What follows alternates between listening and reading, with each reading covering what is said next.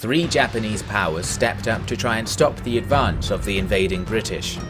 The Fukuyama failed to defeat the British main force. The Tsuwano failed to recapture a stolen Chosu fief, taking massive losses in their attempt. Finally, the Satcho Alliance sent a large army to re-secure Kyushu. This was the most serious attempt of the 3, and the small British raiding force under George Hook was forced to retreat from their path, leaving the local army under Jos Arton isolated and vulnerable. But still, he had tricks up his sleeve. Armed to the teeth, alright, but at least it's guns and all that. When they're all spouting spears and swords, you don't know what they're gonna do. We know how this dance goes, don't we? Shoot them, don't get shot. We got walls, they do not. Don't go yet though. You've all got a sarge or two to handle things for a bit. I want to show you something. A little bit of signalling magic we were practicing down in Oz. Include old Nelson in on the deal. Now once he bloody goes ahead and spots the flare. Come on.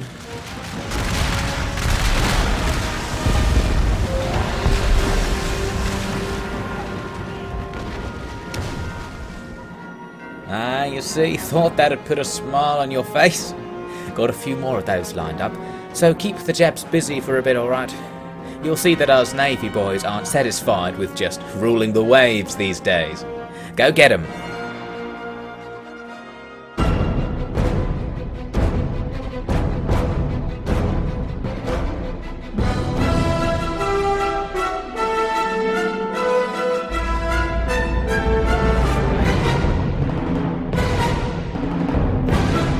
Hello there, thank you for joining me for some more Honourable Gentlemen. Right now, Jos Arton is currently facing off against the large Satcho army attacking him at this castle, and so far things are going okay. We're doing a similar strategy to what we did when the Tsuwano attacked us, where we just have our inferior troops on the exterior of the castle with no particular intention of holding the enemy, just to delay them so that our gunners inside can whittle them down.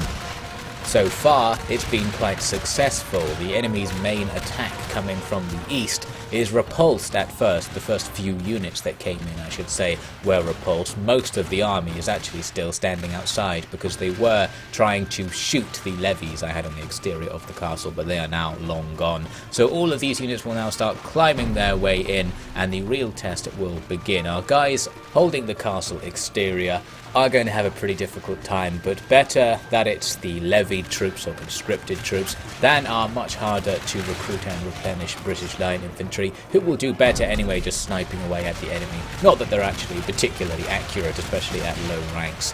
So we just need to try and do the job. We do have some British military police as well, so it's not all Japanese being forced to face the brunt of this, just our inferior units in general, which happens to include the Japanese troops.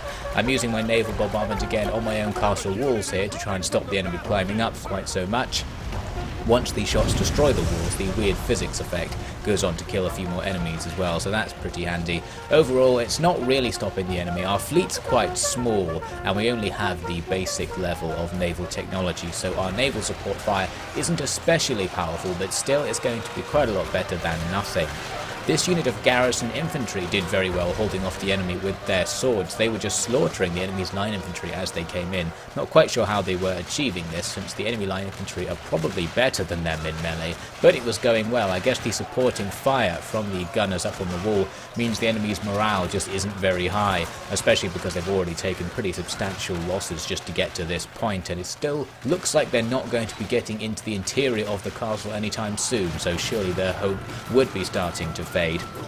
You can see here just a massive pile of enemy bodies with not quite so many of our own in there, and at this stage we're kind of winning the battle. You can see the balance bar starting to turn in our favour. Had some more naval support fire that didn't really have any particular use, so I just fired it into a very loose crowd of enemies. I think I might have hit my own men with one of those shots, but hopefully it dissuaded the enemy from continuing their attack.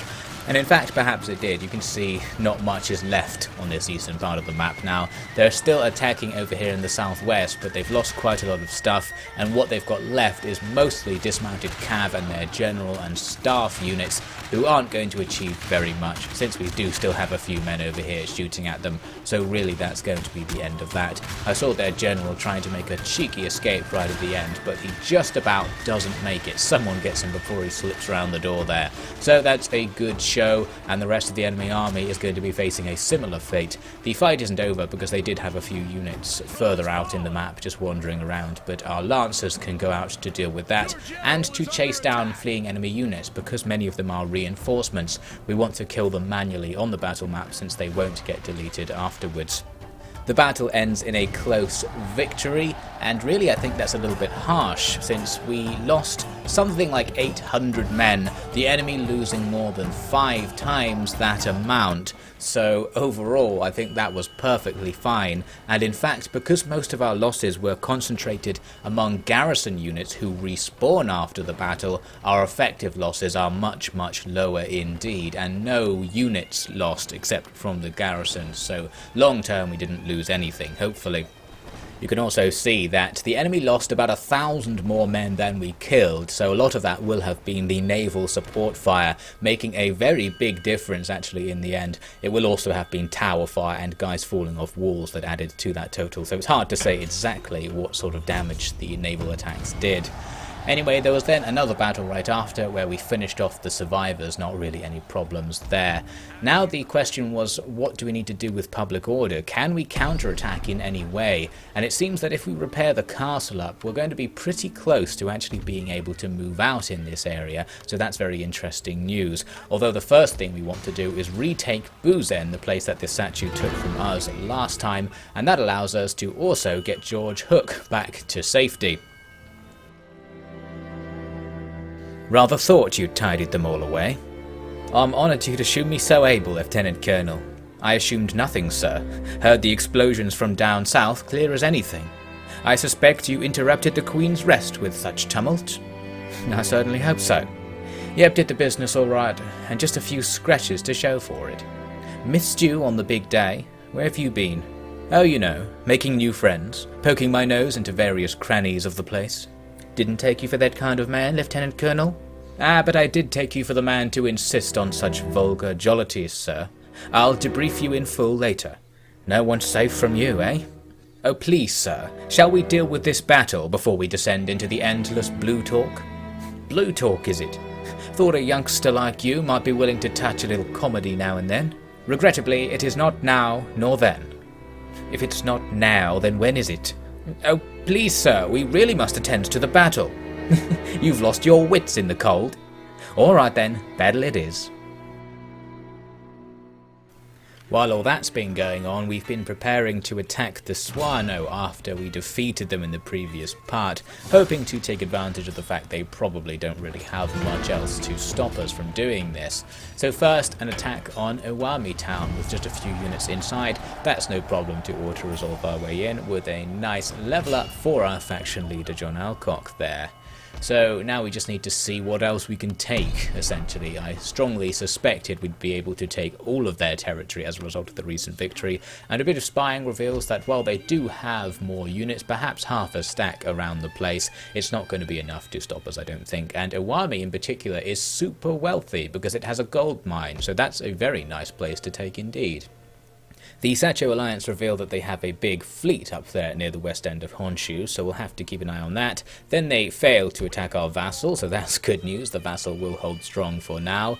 We're going to have George Hook wait around in this area. His army's in tatters after the previous escapade, and now it's going to take quite a long time to put it back together. Jos and his army is in better condition. We may be able to do something with him, and what I was thinking is we might actually want to go west, because I was surprised we hadn't been attacked from over here so far. We haven't even tried to defend against attacks coming from this direction, and a bit of spying reveals that there are no enemy armies here, just places ripe for the taking. I think these guys are at war with another faction off to the west, so they've been distracted, so hopefully we can take advantage of that.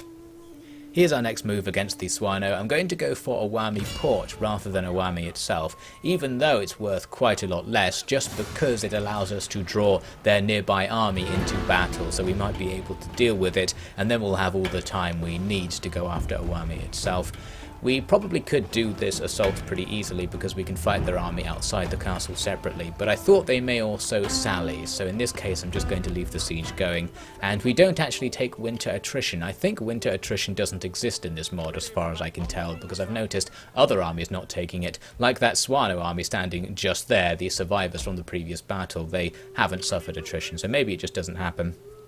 I can also bring up the fleet to support Alcocks' attack here, although I'm putting the fleet in the wrong place here because there are coastal guns, and if you leave your fleet near coastal guns they take attrition, effectively damage from the fact they're being bombarded while they're anchored there, so we just need to move them slightly away and still be in range of our own army in case it gets attacked.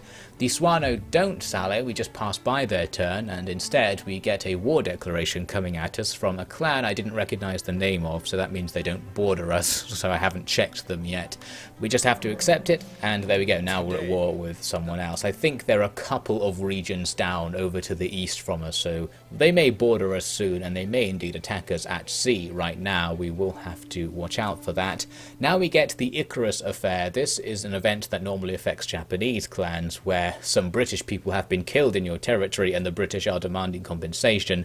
Now it's happening to us, so it doesn't quite apply, so I'm just going to ignore it since that seems like the most appropriate thing, rather than paying 2,000 in compensation to myself, but that's just going to disappear. And of course, since the British are actually invading, such events are to be expected. This is actually not remarkable in any way. You can see though people are starting to accept our rule. We've got lots of British support in some of the recently captured territories that we can now tax, so that's nice to see. At Hagi I realised this army we have defending it doesn't really need to be here, because once we take Iwami Port, Hagi won't be vulnerable to an invasion, or at least not a land invasion. Ships could still land at any time. But anyway, we're going to just walk up towards the front line to support Alcock, and on the way we'll destroy the survivors from the previous battle. I thought we'd have more of an advantage in that fight, and we actually did end up losing a full unit of line infantry in the battle there, so that wasn't very good. We did also though get a statue to commemorate it, despite it only being a close victory. But anyway, I could wait another turn for them to come over here to Iwami Port, and then we'd easily be able to take it, but because I was feeling generous, I'm just going to attack it right now, so it's a bit more of a challenge. We'll try and fight their army outside the castle, as I mentioned, and then have the difficult job of actually taking the castle itself after that. What do you think of this line? Move it back 100 paces. Ah, and what makes you suggest that? Trees. Japs will be hiding. Need open ground for the kill zone. Good, good. I agree entirely, my boy. I would suggest only 50 paces back, though. We want the Japs to be in the trees when the shells land, you see. The breaking wood makes splinters that work good as any shrapnel. Well, yes, I suppose. Don't be down. You've got some sense in that head of yours, my boy. Not enough for you, though. Not enough for Britain. Were you born a Jap, you'd have a great big golden mess on your head, and would be clanking about with the best of them. I should like to try it. Being a Jap? A golden mess, as you say. Will you secure me one from the spoils in the castle? Oh, certainly. Suppose there's no harm if it interests you. Perhaps we could work it into the pantomime. Their reinforcements are forced to walk right through our lines if they want to get to the castle, and we're easily inflicting some early damage on some highly dangerous units. Their samurai going right down. An entire unit of Naginata samurai is killed. Then comes a spear unit. This time they'll get closer since some of the guys were reloading, but most of them were still killed before they arrived. And now even when they're really close, we can still shoot them at point blank range, so the few guys left over aren't going to do too much damage there, and that'll be the end of them. We've already killed their general, so their morale's going to be lower than normal. And now here comes the unit of levied troops on its own, just going to be shot from all directions. They're going to have very little hope indeed, although the fact they have a large unit size means it is somewhat more difficult to actually cut them all down than it is with samurai, since you have to shoot so many of them. Meanwhile, they do have their own ranged units back here in the forest, but I'm using my naval artillery to disrupt their advance and inflict damage. Of course, plenty of units blown apart by these hits, mostly just lucky hits since you can't really target anything in particular with that naval artillery. Further east, we've got all of our cav who are going to sneak into the woods to take out isolated enemy units like these levies who are right on the edge of the enemy's formation. They did get a couple of shots into the charge, but nothing near what they would need to actually stop us there. We annihilate them with 3 units at once, including Charles Alcock and his guards, who are a particularly effective melee cavalry unit as it happens. They're essentially mounted samurai, but the British version. They have similar stats. Now, with our left flank secured by that move, I could fold it forwards to engage the enemy's centre more, and you can see their remaining ranged troops are just being annihilated by an overwhelming amount of gunfire. They've still got more units hanging around at the back here, some of them damaged by the artillery, but we're inevitably going to be able to get them now with everything that we have on offer. Plus, I then got another round of artillery prepared, fired it in, and actually did get some hits, even though the area it landed is so large. We're just about managing to hit these single file lines with the occasional lucky shot, so that's nice. And with that, the enemy are going to give up. You can see the area they were occupying is just covered in ruins and bodies. Our cav advancing, but they don't need to since the enemy are just retreating off the field at this point. So the reinforcement army has been destroyed. That's exactly why I came here to Iwami port, so that's good news, but we might as well also take the castle as well. I can use my naval guns to shoot at the walls to dissuade these gunners from being here and of course kill them using the physics glitchiness to our advantage there. The main thing that's actually achieved is opening the gates for us. Now we don't have to climb up the wall because we can go through this burning gatehouse. So once I've done that, I've formed up my units inside the castle facing 2 directions because the enemy started moving units to come and investigate our little attack on the castle, but they weren't hugely enthusiastic about actually fighting with us. As you can see, this unit just keeps walking towards us. My men were actually off fire at will while they were walking in. I realised, turned it on, and then just blew this unit apart. Not quite sure what the plan for those guys was, but they rout here, and that's going to be the end of them. Although if you look carefully, you can see that my men aren't actually fighting the routing units. When the routing troops touch yours, they usually get killed, but in this case, our men are letting them pass, so that's very sportsmanlike of them, and I guess it doesn't really matter, since they're a garrison unit. They will just be deleted on the campaign map after this, whatever happens to them. So that's sorted. Now we need to climb into the interior of the castle. Here it'll be a bit harder because the enemy can't rout. We're going to have to fight with spear levy and probably not take a particularly good trade in terms of this combat. But it's going to be better than the last time we saw this happening, just because we have more troops on our side and our troops are more experienced than they were last time. So they'll fare better, and we can go right for the capture point from the very beginning to make sure this doesn't last very long. And soon enough, the battle ends. We actually defeated all of that spear levy unit even before it ended, so that was a pretty good show. Here's the result in the end, a few hundred lost, but no units lost, and that's what really matters for all intents and purposes. That army is gone and Iwami port will be captured, so this now sets us up to go and take Iwami itself, now that we know the Tsuwano have virtually no troops remaining. All good news, and we will have to repair the damage we did to the castle on the way in, but not very expensive, so that's not a big deal.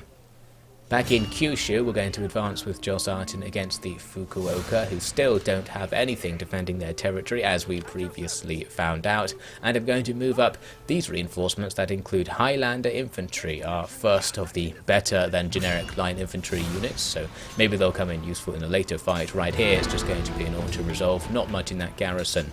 The interesting thing about taking this settlement in particular is that it comes with a General Staff headquarters. I think that's a Japanese building, but it sounds like a British one, and we can use it to recruit the high-level British infantry, so we'll get a few of those units. They're pretty expensive, but they'll add some variety and hopefully some quality to our lines. Come on then, what was all that about? Just a second, sir. I think you were saying something about him changing his mind.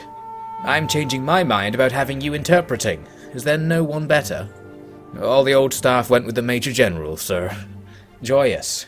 And now here's some Jap who's probably a demigod to his people or something, comes in here and says hello and watches us break down into some kind of argument. Think of how that looks. Sorry, sir. Sorry. It's okay. He was saying, I think, that he's changed his mind about the fighting. They've got a word for surrendering, don't they? Yes, sir. I didn't hear it there, sir. Well, that's a bit of a faux pas from him, I'm afraid. Tell him that whether we fight isn't really up to him, nor me for that matter. He may apply for amnesty as part of a formal surrender, but other than that, he might as well be barking his Jap speak at an etching of the Union flag. Right, sir. Ie gomenasai. Something tells me you didn't use my exact words there.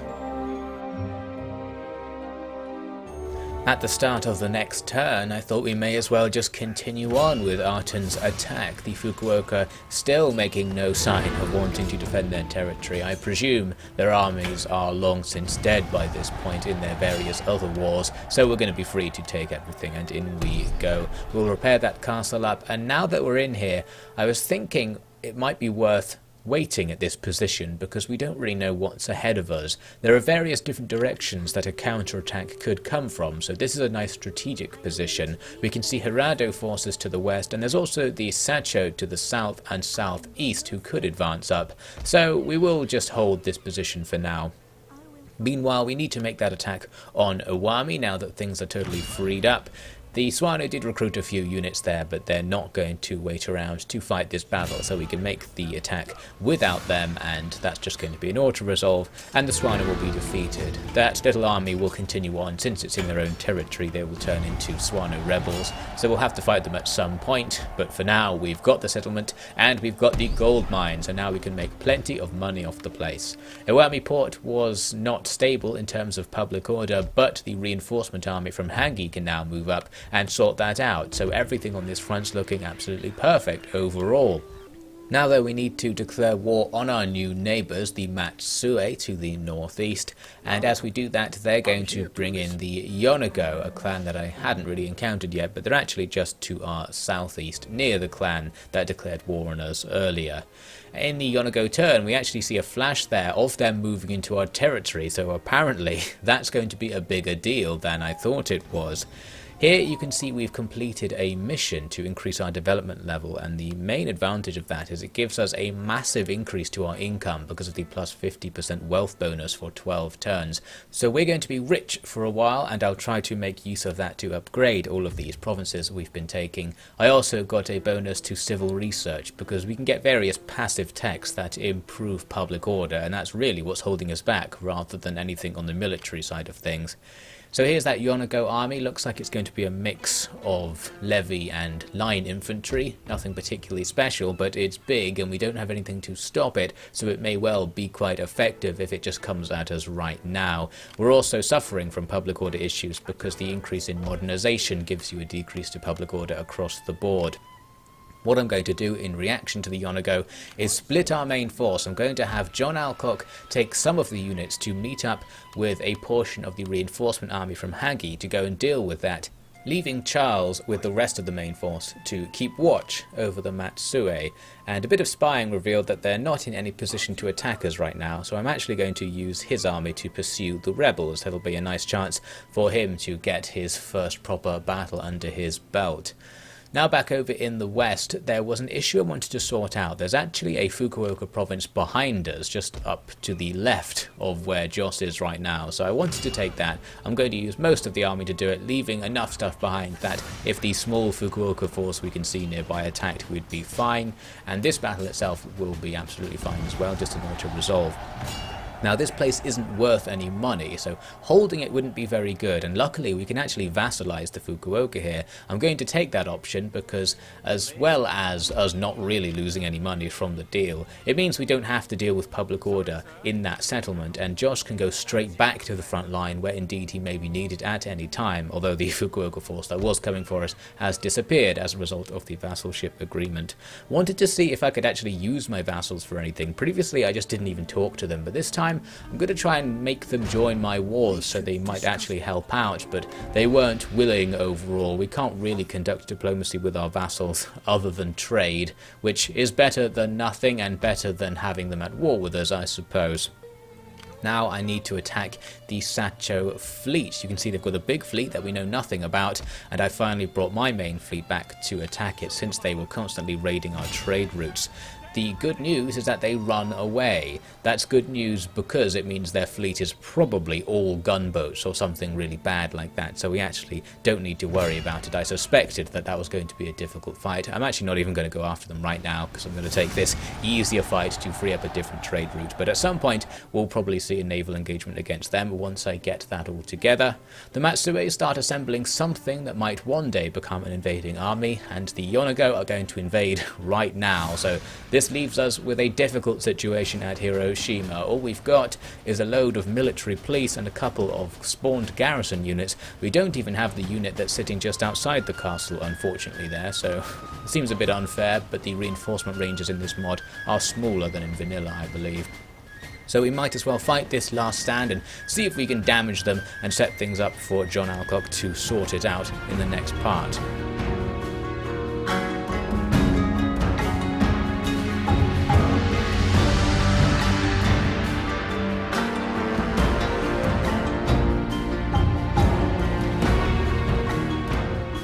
That's it for now. Thank you very much for watching, and special thanks to the OfficiallyDevin patrons for making this happen. So we'll be grappling with the Yonago, seeing Charles's first battle, and having some more substantial punishment for not actually ruling the waves in the next episode of Honourable Gentlemen.